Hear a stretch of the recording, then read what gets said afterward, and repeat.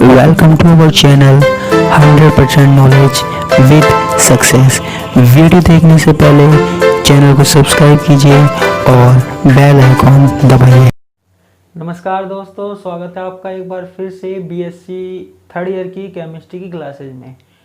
हमारे पास अम्ल और क्षार के बारे में बात चल रही थी। HSAB कठोर अम्ल, कठोर क्षार, मृदु अम्ल, मृदु क्षार। ठीक है, उसी क्रम में आज हम आगे बढ़ रहे हैं। आज का जो हमारा टॉपिक है वो है पियर्सन की अवधारणा, कंसेप्ट ऑफ पियर्सन। ठीक है, पिछली क्लास में मैंने आपको बताया था कि किस तरीके से हम एसिड और बेस का क्लासिफिकेशन कर सकते हैं, उनको कठोर और मृदु में बांट सकते हैं। मैंने सबसे पहली क्लास में जो हमारे पास धातु थे उनको दो वर्गों में बांटा था, वर्ग ए और वर्ग बी।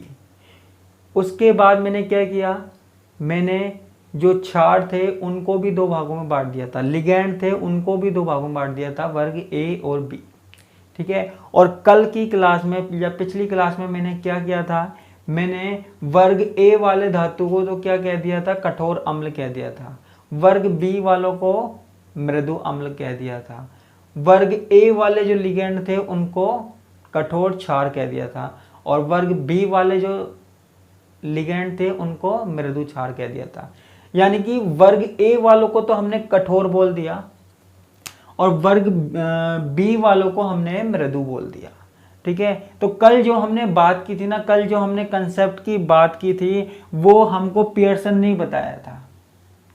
ठीक है, जो हमको कठोर और मृदु के बारे में बताया था वो किसने बताया था, पियर्सन ने ही बताया था। पियर्सन ने 1960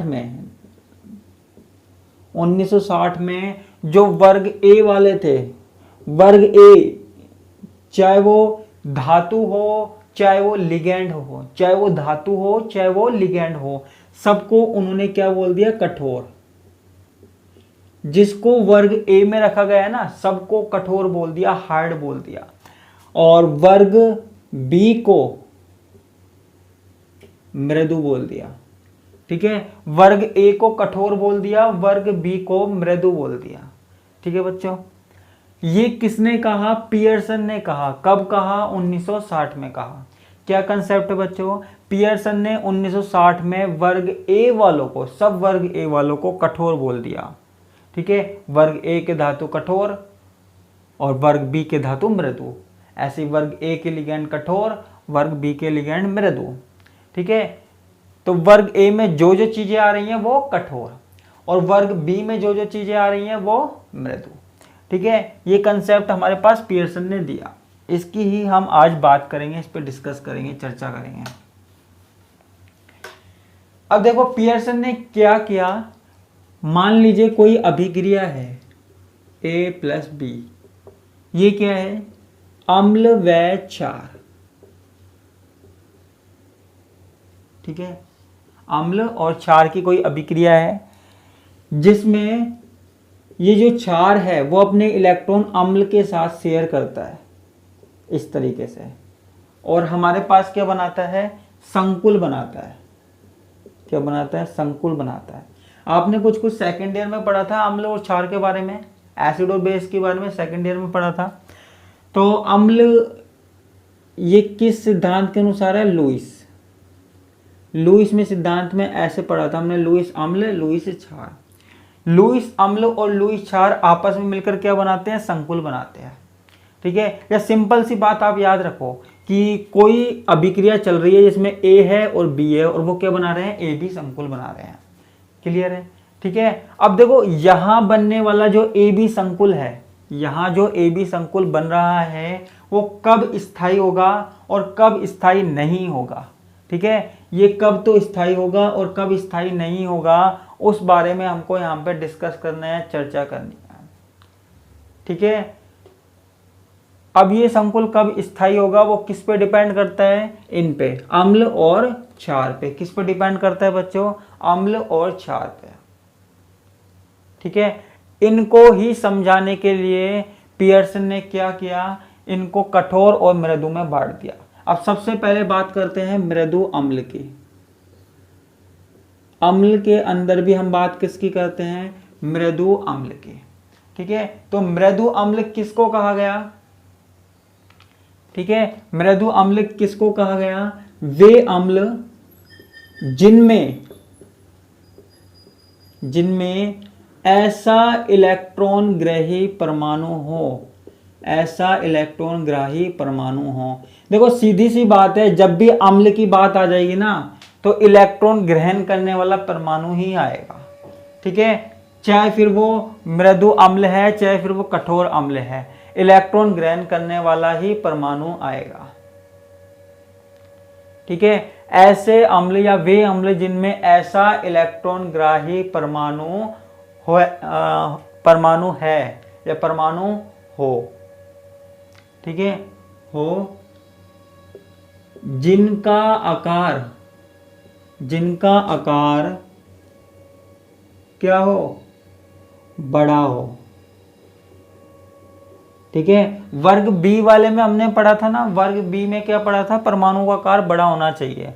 वो किसकी पहचान थी, मृदु अम्ल की। किसकी पहचान थी बच्चों, मृदु अम्ल की। ठीक है, तो मृदु अम्ल कौन से अम्ल हो गए, जिनमें ऐसा इलेक्ट्रॉन ग्राही परमाणु हो जिनका आकार बड़ा हो। ठीक है, यानी कि जो परमाणु इलेक्ट्रॉन ग्रहण करता है उसका आकार बड़ा होना चाहिए। किसमें, मृदु अम्ल में। किसमें होना चाहिए बच्चों, मृदु अम्ल में होना चाहिए। ठीक है, उसके अलावा क्या होना चाहिए, उसके अलावा हमारे पास कम धनावेश होना चाहिए। कम धनावेश हो, कम धनावेश हो। पॉजिटिव चार्ज भी क्या होना चाहिए, कम होना चाहिए। क्या होना चाहिए, पॉजिटिव चार्ज, कम धनावेश हो। ठीक है, उसके अलावा जो हमारे पास संयोजकता कोष है, संयोजकता कोष तो आपको पता ही है, बाहर वाला कोष है जो, संयोजकता कोष में अबंधी इलेक्ट्रॉन युग्म हो, अबंधी इलेक्ट्रॉन युग्म हो। ठीक है, मृदु अम्ल होने के लिए क्या क्या चीजें होनी चाहिए, जो परमाणु इलेक्ट्रॉन ग्रहण कर रहा है उसका साइज बड़ा होना चाहिए, आकार बड़ा होना चाहिए, उस पे कम धनावेश होना चाहिए। ठीक है, संयोजकता कोष में अबंधी इलेक्ट्रॉन युग्म होना चाहिए। ठीक है, इनकी जो ध्रुवणता है, वो उच्च होनी चाहिए। इनकी जो ध्रुवणता है, पोलराइजेशन है, वो उच्च होनी चाहिए। ठीक है, यानी कि आराम से ये ध्रुवित हो जाते हैं। ठीक है, मृदु अम्ल आराम से ध्रुवित हो जाए। ठीक है, और इनकी जो विद्युत ऋणात्मकता है, वो कम हो। विद्युत ऋणात्मकता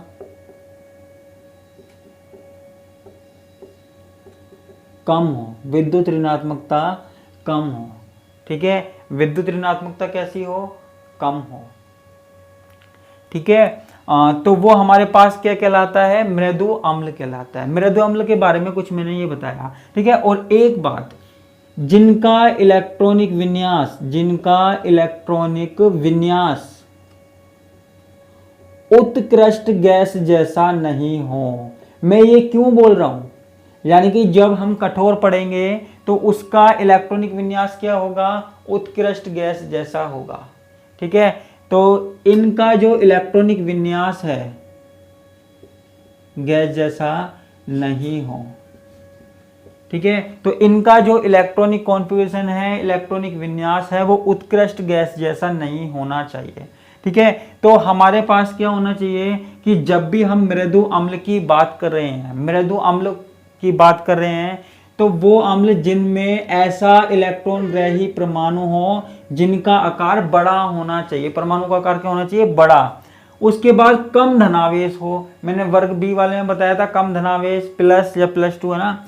उसके बाद संयोजकता कोष में अबंधी इलेक्ट्रॉन युग्म होने चाहिए, अबंधी इलेक्ट्रॉन युग्म होने चाहिए।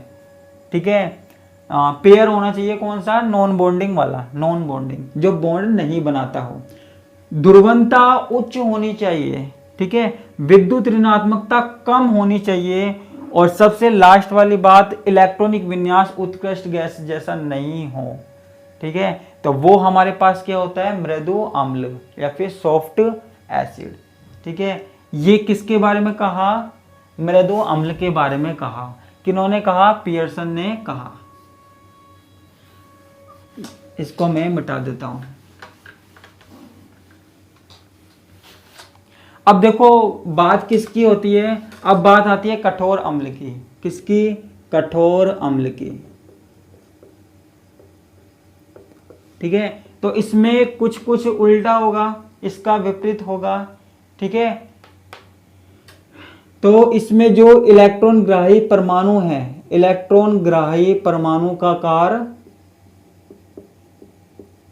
छोटा हो, परमाणु का आकार छोटा हो। वहां क्या था, बड़ा था, यहां क्या है, छोटा है।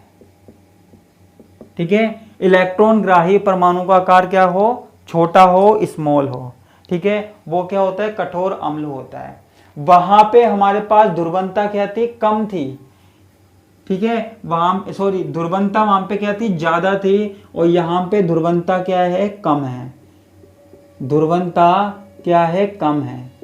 विद्युत ऋणात्मकता, विद्युत ऋणात्मकता यानी कि इलेक्ट्रोनेगेटिविटी, इनका मतलब तो आप समझ रहे हो ना। विद्युत ऋणात्मकता यानी कि इलेक्ट्रॉनों को आकर्षित करने की प्रवृत्ति। मृदु अम्ल में विद्युत ऋणात्मकता कैसी थी, कम थी। ठीक है, और यहाँ पे जो विद्युत ऋणात्मकता है वो कैसी होती है, उच्च होती है। विद्युत ऋणात्मकता यानी कि इलेक्ट्रॉनों को आकर्षित करने की प्रवृत्ति वहां पे कम थी, यहां पे क्या होनी चाहिए, उच्च होनी चाहिए। ठीक है, और सबसे लास्ट बात, वहां पे जो मृदु अम्ल थे उनका इलेक्ट्रॉनिक विन्यास कैसा था, उत्कृष्ट गैस जैसा तो बिल्कुल नहीं था। चाहे कैसा भी हो, उत्कृष्ट गैस जैसा तो बिल्कुल नहीं था। लेकिन यहाँ पे जो इलेक्ट्रॉनिक विन्यास है वो उत्कृष्ट गैस जैसा हो, इलेक्ट्रॉनिक विन्यास उत्कृष्ट गैस जैसा हो, नोबल गैसेस के जैसा हो।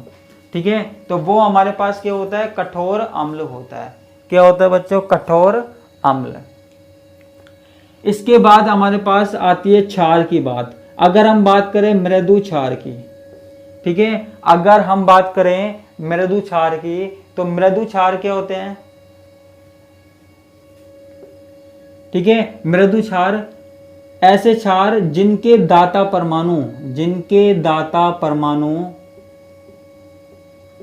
आसानी से ध्रुवित हो जाते हैं। देखो क्षार है, क्षार का मतलब क्या है, जो इलेक्ट्रॉन देता है। क्षार का मतलब क्या है, जो इलेक्ट्रॉन देता है। तो जिनके दाता परमाणु आसानी से ध्रुवित हो जाते हैं, आसानी से ध्रुवित हो जाते हैं, ठीक है, वो क्या होते हैं, मृदु क्षार होते हैं। आसानी से किसी की भी लालच में आ जाते हैं, तो वो हमारे पास क्या होते हैं, मृदु क्षार होते हैं। ठीक है, और जिनकी विद्युत ऋणात्मकता भी क्या होती है, कम होती है। ऋणात्मकता कम होती है। ठीक है, विद्युत ऋणात्मकता क्या होती है, कम होती है। वो हमारे पास क्या है, हमारे पास क्या है, मृदु क्षार। ठीक है, क्या है बच्चों, हमारे पास मृदु क्षार जिनके दाता परमाणु आसानी से ध्रुवित हो जाते हैं, किसी से भी ध्रुवित हो जाते हैं, किसी दूसरे परमाणु से आराम से पोलराइजेशन हो जाता है। ठीक है, और विद्युत ऋणात्मकता क्या होती है, कम होती है। तो उन्हें हम क्या कहते हैं, मृदु क्षार। ठीक है, ये मृदु क्षार की बात हो गई। अब हमारे पास क्या है, कठोर क्षार। ठीक है, कठोर क्षार। देखो ध्रुवित होने का मतलब क्या है और विद्युत ऋणात्मकता का मतलब क्या है। देखो विद्युत ऋणात्मकता और ध्रुवित होने का मतलब हमारे पास ये है कि जो हमारे पास परमाणु है वो कितनी आसानी से विकृत हो सकता है, कितनी आसानी से विकृत नहीं हो सकता। अब देखो कठोर क्षार की बात आ रही है। ठीक है, कठोर क्षार कौन से हैं, जिनका ऑक्सीकरण कठिनाई से होता है। कठोर क्षार जिनका ऑक्सीकरण कठिनाई से होता है, यानी कि कोई जल्दी से इनका ऑक्सीकरण नहीं कर सकता, कठिनाई से होता है। ठीक है, और जिनका ऑक्सीकरण कठिनाई से होता है, और जिनका ऑक्सीकरण कठिनाई से होता है, उनकी विद्युत ऋणात्मकता कैसी होती है, उनकी विद्युत ऋणात्मकता उच्च होती है, उनकी विद्युत ऋणात्मकता उच्च होती है। ठीक है, तो देखो हमारे पास जो कठोर अम्ल और मृदु अम्ल थे उनके गुण आपस में क्या थे, विपरीत थे। और जो हमारे पास कठोर क्षार और मृदु क्षार है, इन दोनों के गुण जो हैं वो आपस में क्या है, अपोजिट हैं, विपरीत हैं। ठीक है, तो ये हमको किसने बताया, पियर्सन ने बताया। ये हमको किसने बताया, पियर्सन ने बताया। ठीक है, अब पियर्सन ने और क्या बताया, पियर्सन ने कहा कि जो हमारे पास अम्ल है, ठीक है, जो हमारे पास अम्ल है, मान लो ये जो अम्ल है वो है मृदु अम्ल, ये जो है वो मृदु अम्ल है, मैंने अभी के लिए लिखी थी ना। पियर्सन ने कहा कि अम्ल मान लीजिए मृदु है आपके पास, तो ये इस तरीके के क्षार के साथ क्रिया करना चाहेगा जिसके साथ स्थायी संकुल बना सके। ठीक है, जिसके साथ स्थायी संकुल बना सके, तो ये किसके साथ स्थायी संकुल बनाएगा, मृदु क्षार के साथ। ठीक है, मृदु क्षार के साथ। तो ये हमारे पास क्या होगा, स्थायी होगा, ये हमारे पास क्या होगा, स्थायी होगा।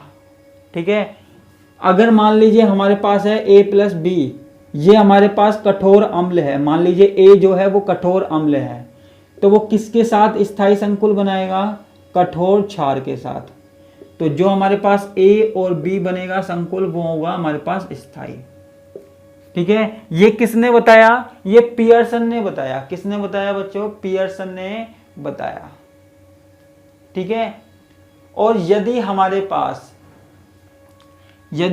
पास क्या हो कि ये हमारे पास कठोर अम्ल है और ये हमारे पास क्या है, मृदु क्षार है। ठीक है, यानी कि एक कठोर है एक मृदु है, तो जो हमारे पास संकुल बनेगा ना वो अस्थायी होगा, वो अनस्टेबल होगा। ठीक है, समझने की कोशिश करना, पूरा सुनना मुझे। A+B, अगर मान लीजिए ये हमारे पास क्या है, मृदु अम्ल है और ये क्या है, कठोर क्षार है, तो भी ये संकुल क्या होगा, अस्थायी होगा। ठीक है, यानी कि पियर्सन की अवधारणा से एक बात सामने आ गई। ठीक है, क्या कि जो हमारे पास मृदु अम्ल है, जो मृदु अम्ल है वो मृदु क्षार के साथ क्रिया करेंगे तभी हमारे पास स्थायी संकुल बनेगा। जो हमारे पास कठोर अम्ल है वो कठोर क्षार के साथ क्रिया करेंगे तभी हमारे पास स्थायी संकुल बनेगा। जो हमारे पास अगर कठोर अम्ल आता है और मृदु क्षार आता है तो ऐसा संकुल अस्थायी होगा। ठीक है, और अगर हमारे पास मृदु अम्ल हो और कठोर क्षार हो तो ऐसा संकुल भी हमारे पास क्या होता है, अस्थायी संकुल होता है। ठीक है, यानी कि किसी भी संकुल के स्थायी होने के लिए, किसी भी संकुल के स्थायी होने के लिए अम्ल और क्षार का या तो दोनों मृदु हो या फिर दोनों कठोर हो। ठीक है, ऐसा नहीं होना चाहिए कि एक मृदु हो और एक कठोर हो, दोनों या तो मृदु होने चाहिए हमारे पास या फिर दोनों कठोर होने चाहिए। एक मृदु एक कठोर नहीं होना चाहिए। ठीक है, एक मृदु एक कठोर होगा तो वो स्थायी नहीं होगा। ठीक है, तो ये हमारे पास किसकी अवधारणा हो गई, पियर्सन की अवधारणा हो गई। उम्मीद करता हूँ आपको समझ में आई होगी। ठीक है, इसी के साथ मैं आपसे विदा लेता हूँ। धन्यवाद, नमस्कार, टाटा, बाय बाय।